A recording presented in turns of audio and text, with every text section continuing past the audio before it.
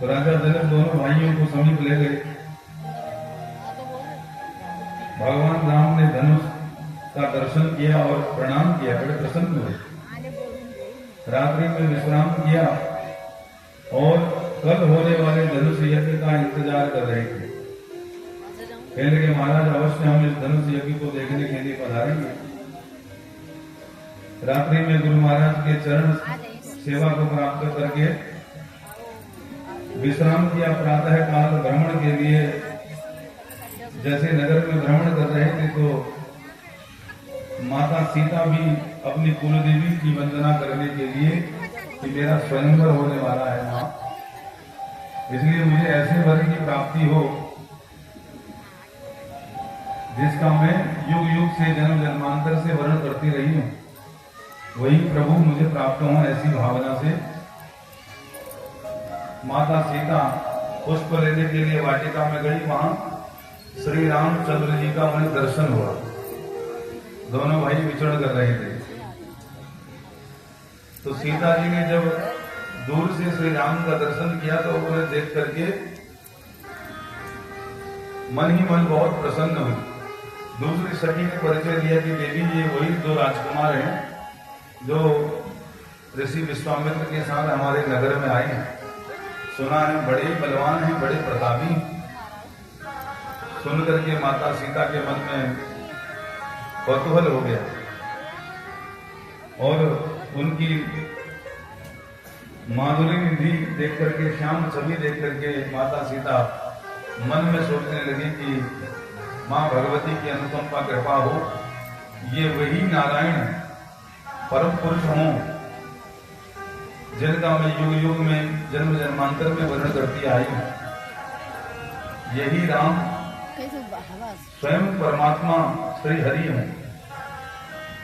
स्वयं श्री हरि ही राम के रूप में हो सकता है हमारे राज्य में आए। माता भगवती की अनुकंपा कृपा हो।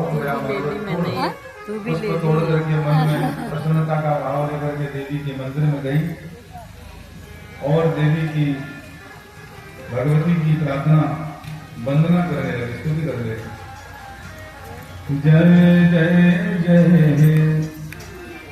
गिरिवर राज किशोरी, जय जय गिरिवर राज किशोरी, जय जय गिरिवर राज किशोरी, जय महेश मुख चंद्र चकोरी, जय महेश मुख चंद्र चकोरी, जय जय गिरिवर राज किशोरी, जय जय गिरिवर राज किशोरी, जय गज बदन सडानन माता, जय जय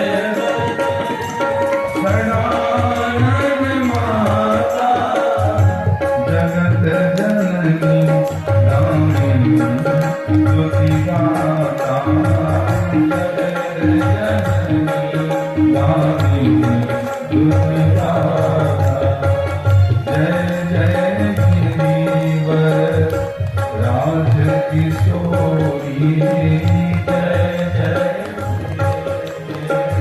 राज किशोरी, जय महेश मुख चंद्र चकोरी, जय महेश मुख चंद्र चकोरी, जय जय गिरिवर राज किशोरी, जय जय गिरिवर राज किशोरी, ओम जय जय गिरिवर राज किशोरी, जय पूजहि मन कामना तुम्हारी, नारद वचन सदा सुचि साचा, सो वर मिलहि जाहि मनुराचा। जो वर तुम्हें मन में जमा है, रचा है, जाओ हमारा आशीर्वाद है तुम्हें वही वर मिले। माता ने ऐसा आशीर्वाद दे दिया। मनु जाहि राचे मिलहि सोवरु सहज सुंदर सांवरु। मनु जाहि राचे सोवरु सहज सुंदर सांवरु। करुणा निधान सुजानशील स्नेह जान। यज्ञ में इस धनुष में प्रत्यंचा नहीं चढ़ा सके, फिर खींचने और चढ़ाने की बातें ही अलग है। लेकिन जब विश्वामित्र जी ने आपका कथन सुनाया, आपके बारे में बताया, तो मेरे मन में भरोसा है कि आप इसमें प्रत्यंचा चढ़ा सकते हो। इदं धनुर्वरं दिव्यं संस्पृशामि पाणिना यत्नवाच भविष्यामि तोलने पूरणे पिवा। तो महर्षि की आज्ञा पाकर के जनक जी का भाव समझ करके भगवान राम ने कहा कि अच्छा हे महात्मा, मैं प्रयास करता हूं, इस धनुष को स्पर्श करने का प्रयास करता हूं। गुरु महाराज से आज्ञा ली, उनके चरणों में वंदन किया, निवेदन किया और बड़ी भक्ति भावना से भगवान शंकर के उस धनुष को प्रणाम करके उसका स्पर्श करना चाहा और धीरे धीरे अपना कर कमल आगे बढ़ाया। देखते ही देखते सारे सभासदों के सन्मुख, जहां बड़े बड़े धुरंधर राजा बैठे हुए राजसभा में, जो इन दोनों बालकों को देख करके मन ही मन हंस रहे हैं। अरे इतने बड़े बड़े धुरंधर, इतने प्रतापी राजा महाबली यहां से आकर के चले गए, रावण जैसे बलवान भी से हिला न सके। ये दशरथ के दो छोटे छोटे पुत्र क्या खाक इस धनुष को हिलाएं? ऐसा जिनका मनोभाव बना हुआ था, वो मन ही मन हंस रहे थे। और उस जनकपुर की जो स्त्रियां थी, वो राम के स्वरूप को देख करके जाने की माता के लिए भगवान भगवती माता से निवेदन कर रही थी कि हमारा सबका आशीर्वाद जानकी के लिए सार्थक हो जाए।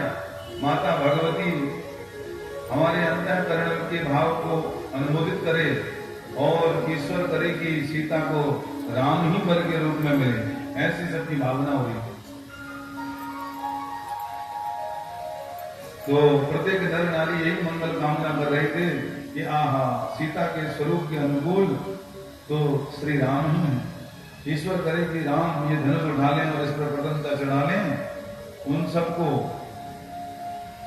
इस प्रकार प्रार्थना करते देख माता सीता अंतःकरण में हर्षित हुई और देख करके भय भी लग रहा है कि मन में संकोच भी कर रही, करे कहीं अगर नहीं उठा सके तो क्या होगा।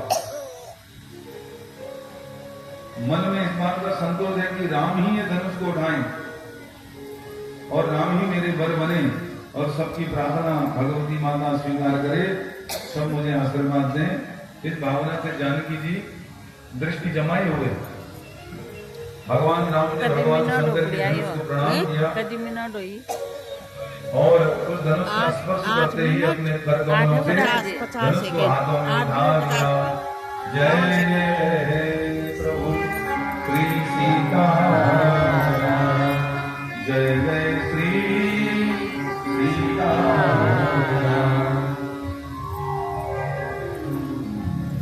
जैसे उस धनुष को अपने हाथों में उठाया, बड़े प्रेम से धनुष का एक छोर धरती पर रखा और दूसरा छोर बाएं हाथ से पकड़ करके दाहिने हाथ से उस पर प्रत्यंचा चढ़ाने लगे। देखते ही देखते प्रत्यंचा चढ़ाई और प्रत्यंचा को जोर से अपने कानों तक खींचा, धनुष के दो टुकड़े हो गए। जय जय श्री सीता। धनुष टूट करके गिर गया। यह देखकर के लक्ष्मण जी बड़े हर्षित हुए। जनक जी तो कह रहे थे शायद इस धरती में कोई मां का ऐसा लाल ही नहीं,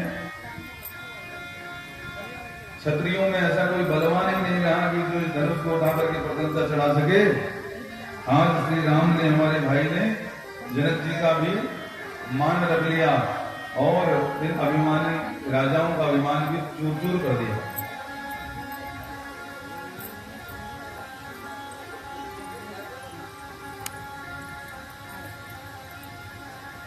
झट से जनक जी ने अपने मंत्रियों को बुलाया और गुरु महाराज विश्वामित्र के सन्मुख गए। कहने के गुरु महाराज यदि आपकी आज्ञा हो तो अपने मंत्रियों को लेकर राजा दशरथ जी को यहाँ बुला लिया। क्या करते? बड़ा ही शुभ समय है। इस शुभ मुहूर्त का लाभ प्राप्त करने के लिए राजा दशरथ भी यदि इस घड़ी में हमारे सन्मुख होंगे तो ये हम सबका बड़ा सौभाग्य होगा।